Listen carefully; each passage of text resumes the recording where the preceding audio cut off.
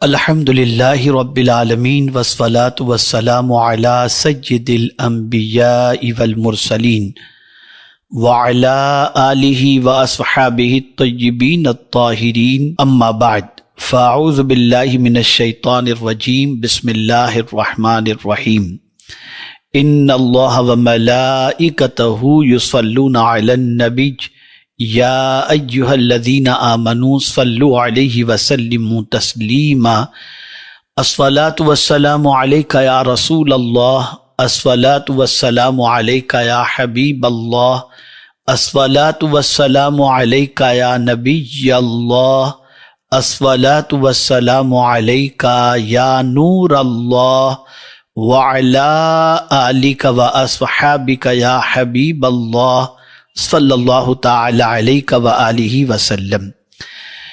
معزز سامعین کرام، آپ جانتے ہیں کہ یوم عاشوراء کتنا اونچا مقام رکھتا ہے، اور اس دن بہت سارے ایسے واقعات امام عالی مقام علی جدہ وعلیہ الصلاۃ والسلام کی شہادت کے واقعے سے پہلے رونما ہوئے ہیں، جن واقعات کے سلسلے میں جاننے کے بعد آپ خود محسوس کریں گے کہ اللہ کے نزدیک یوم عاشوراء کی عظمت کیا ہے۔ آپ جب یوم عاشور کے بارے میں سمجھیں گے اور اس دن ہونے والے واقعات کے حوالے سے جانیں گے تو آپ یقیناً یوم عاشور کو غفلت کے اندر گزارنے کی کوشش نہیں کریں گے، بلکہ یوم عاشور کو اللہ کی بندگی کر کے، اس کے رسول صلی اللہ علیہ وسلم کی اطاعت کر کے اس دن کو عبادت و ریاضت میں گزارنے کی کوشش کریں گے۔ سب سے پہلے تو میں آپ کے سامنے ان تفصیلات کو پیش کروں جو یوم عاشور کو ہونے والے واقعات سے متعلق ہیں۔ اسی مہینے میں عاشورے کے دن، یعنی ماہ محرم میں عاشورے کے دن، اللہ تعالیٰ نے اپنی شان کے مطابق عرش پر استوا فرمایا۔ اسی طریقے سے سب سے پہلے جو بارش نازل ہوئی وہ بھی عاشورے کے دن نازل ہوئی۔ اللہ عز و جل کی سب سے پہلی رحمت جو نازل ہوئی وہ بھی یوم عاشوراء کو۔ اسی مہینے میں عاشورے کے دن اللہ تعالیٰ نے حضرت آدم علیہ السلام کی توبہ قبول فرمائی۔ عاشورے کے دن اللہ تعالیٰ نے حضرت ادریس علیہ السلام کو مقام بلند کی طرف اٹھایا۔ عاشورے کے دن حضرت نوح علیہ السلام کی کشتی جودی پہاڑ پر ٹھہری۔ عاشورے کے دن حضرت ابراہیم علیہ السلام کی ولادت بھی ہوئی، اور اللہ عز و جل نے جس دن حضرت ابراہیم علیہ السلام کو اپنا خلیل بنایا وہ دن بھی عاشورے کا تھا۔ عاشورے کے دن اللہ تعالیٰ نے حضرت داؤد علیہ السلام کی توبہ بھی قبول فرمائی۔ عاشورے کے دن حضرت سلیمان علیہ السلام کو حکومت اللہ نے واپس عطا فرمائی۔ عاشورے کے دن اللہ تعالیٰ نے حضرت ایوب علیہ السلام کی تکلیف کو دور فرمائی۔ عاشورے کے دن حضرت موسیٰ علیہ السلام کو اللہ نے پیدا فرمایا۔ عاشورے کے دن حضرت موسیٰ علیہ السلام جادوگروں پر غالب آئے، اور فرعون کو اللہ نے غرق بھی کیا تو عاشورے کے دن غرق کیا۔ معزز سامعین کرام، اسی طریقے سے حضرت یونس علیہ السلام کی ولادت بھی عاشورے کے دن ہوئی، اور حضرت یونس علیہ السلام مچھلی کے پیٹ سے جو باہر تشریف لائے وہ بھی عاشورے ہی کا دن تھا۔ عاشورے کے دن حضرت یعقوب علیہ السلام کی بینائی واپس ہوئی۔ عاشورے کے دن حضرت یوسف علیہ السلام کنویں سے نکلے۔ عاشورے کے دن حضرت عیسیٰ علیہ السلام کی ولادت بھی ہوئی، اور اللہ تعالیٰ نے حضرت عیسیٰ علیہ السلام کو جس دن آسمان پر اٹھایا وہ دن کوئی اور نہیں، عاشورے کا دن تھا۔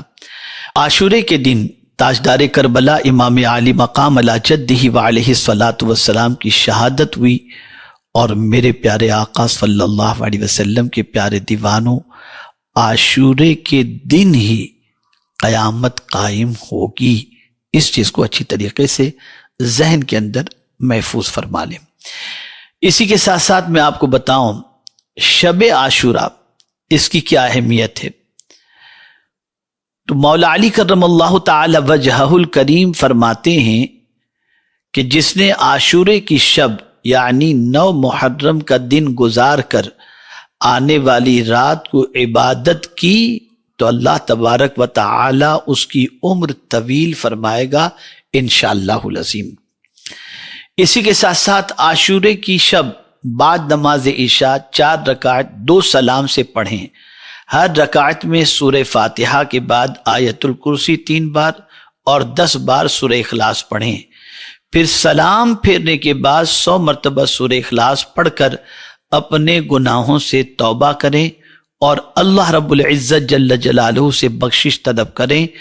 اللہ عز و جل اپنی رحمت کاملہ سے اس نماز کے پڑھنے والے کے گناہوں کو معاف فرما دے گا۔ سبحان اللہ۔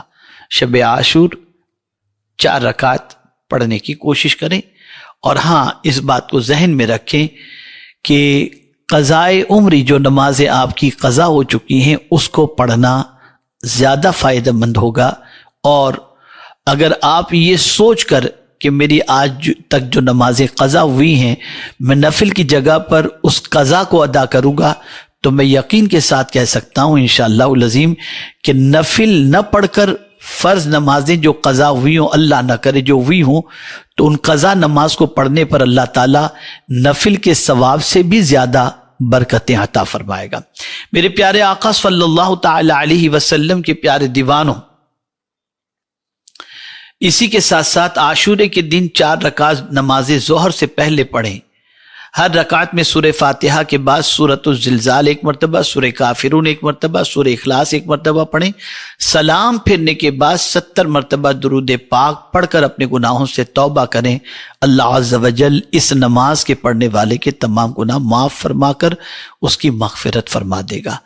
میرے پیارے آقا صلی اللہ علیہ وسلم کے پیارے دیوانوں، ظہر کی نماز سے پہلے، اس کا مطلب یہ نہیں کہ مکروہ وقت پہ، بلکہ مکروہ وقت سے پہلے، زوال سے پہلے، اور یا پھر آپ 4 سنت جو ادا کرنے والے ہیں اذان کے بعد، اس سے پہلے اگر آپ یہ 4 رکعت نماز پڑھ لیتے ہیں تو انشاءاللہ العظیم اس کی برکتیں آپ کو نصیب ہو جائیں گی، اور بعد میں بھی پڑھیں تو کوئی مضائقے کی بات نہیں ہے۔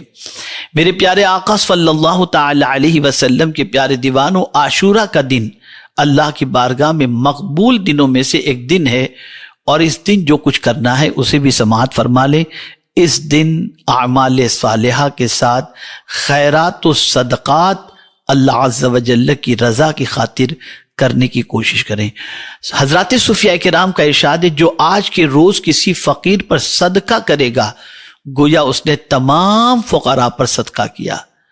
اسی طریقے سے جو یوم عاشور کو کسی بھولے بھٹکے کی سیدھے راستے کی جانب رہنمائی کرے تو اللہ تعالیٰ اس کے دل کو نور ایمان سے معمور کر دے گا۔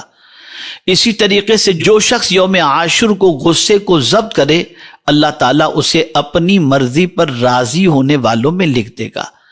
اسی طریقے سے جو شخص یوم عاشور کو کسی مسکین کی عزت بڑھائے، اللہ تعالیٰ اسے قبر میں کرامت بخشے گا، یعنی عزت بخشے گا۔ یہی وہ دن ہے جس سے متعلق نبی آخر الزمان صلی اللہ علیہ وسلم نے ارشاد فرمایا، جو شخص یوم عاشور کو اپنے اہل و عیال پر کشادہ دلی سے خرچ کرے گا، اللہ تعالیٰ اسے تمام سال کے لیے فراخی نصیب فرمائے گا۔ حضرت سفیان ابن عینیہ رضی اللہ تعالیٰ عنہ فرماتے ہیں، ہم نے 50 سال اس کا تجربہ کیا اور ہر سال فراخی پائی۔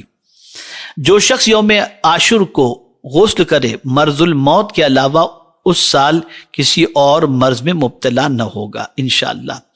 جو شخص عاشورہ کی شب قیام و ذکر اور دن روزے میں گزارے، جب مرے گا تو اسے اپنی موت کا پتہ بھی نہ چلے گا، یعنی نزع کی سختی سے محفوظ رہے گا۔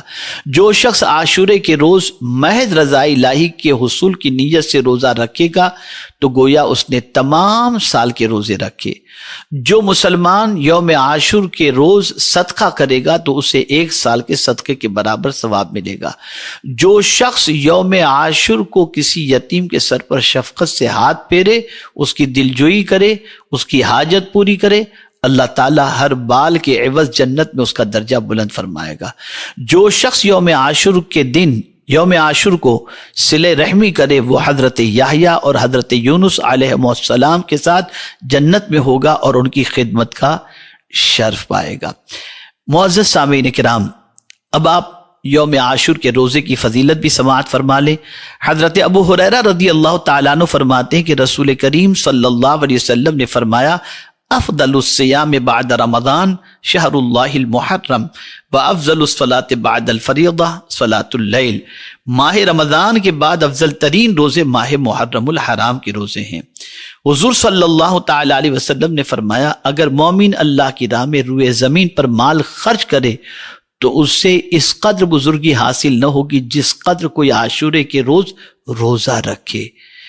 اس کے لیے جنت کے 8 دروازے کھول دیے جائیں گے، وہ جس دروازے سے داخل ہونا پسند کرے گا اللہ اس دروازے سے اسے داخل فرما دے گا۔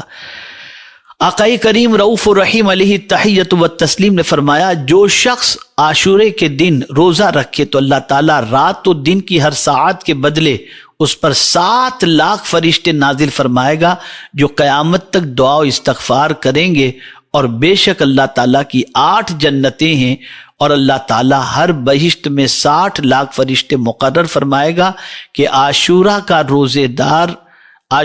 روزے دار کے لیے روزہ رکھنے کے دن سے اس بندے کی موت تک محلات اور شہر تعمیر کریں، درخت لگائیں اور نہریں جاری کریں۔ رسول گرامی وقار صلی اللہ علیہ وسلم نے فرمایا صیام یوم عاشوراء احتسب علی اللہ ان یکفر السنۃ التي قبلہ، عاشورہ کے دن کا روزہ رکھنے پر مجھے یقین ہے کہ اللہ تعالیٰ گزشتہ سال کے گناہوں کا کفارہ بنا دے گا۔ حضرت سیدنا ابن عباس رضی اللہ تعالیٰ عنہ سے روایت ہے، آپ فرماتے ہیں ما رأیت النبی صلی اللہ علیہ وسلم یتحرى صیام یوم فضلہ علی غیرہ الا ھذا اليوم یوم عاشوراء، میں نے رسول اعظم صلی اللہ علیہ وسلم کو کسی دن کے روزے کو اس دن یعنی یوم عاشوراء کے روزے پر بزرگی دیتے ہوئے رکھنے کی جستجو کرتے نہیں دیکھا۔ حضرت حفصہ رضی اللہ تعالیٰ عنہ فرماتی ہیں اربع لم یکن یدعہن النبی صلی اللہ علیہ وسلم صیام عاشوراء والعشر من ذی الحجہ وثلاثة ایام من کل شہر ورکعتان قبل الفجر، 4 چیزیں ایسی تھی جنہیں نبی اکرم صلی اللہ علیہ وسلم نے کبھی ترک نہیں کیا، یوم عاشوراء کا روزہ، ذوالحجہ کے 10 یعنی 9 دن کے روزے، ہر ماہ کے 3 دن یعنی ایام بیت کے روزے 13، 14، 15 اسلامی مہینے کی تاریخ کے اعتبار سے ہر مہینے کی، اور فجر کی فرض سے پہلے کی 2 سنتیں، یہ رسول اعظم صلی اللہ تعالی علیہ وسلم نے اپنی زندگی میں کبھی ترک نہیں فرمایا۔ سبحان اللہ۔ تو معزز سامعین کرام، یہ مختصر یوم عاشور سے متعلق باتیں تھیں جو میں نے آپ کی سماعتوں کے حوالے کی۔ اللہ کریم آقائے کریم صلی اللہ علیہ وسلم کے صدق و طفیل مجھے آپ کو سب کو اللہ اور اس کے رسول کے ارشادات پر عمل کی توفیق عطا فرمائے، اور یوم عاشور کی برکتوں سے اللہ عز و جل ہم سب کو مالا مال فرمائے۔ آپ سے گزارش ہے ہر ہفتے سنی دعوت اسلامی کے اجتماع میں مرکز اسماعیل حبیب مسجد تشریف لائیں اور اپنی دینی معلومات میں اضافہ فرمائیں۔ وما علینا الا البلاغ المبین۔ السلام علیکم ورحمۃ اللہ تعالی وبرکاتہ۔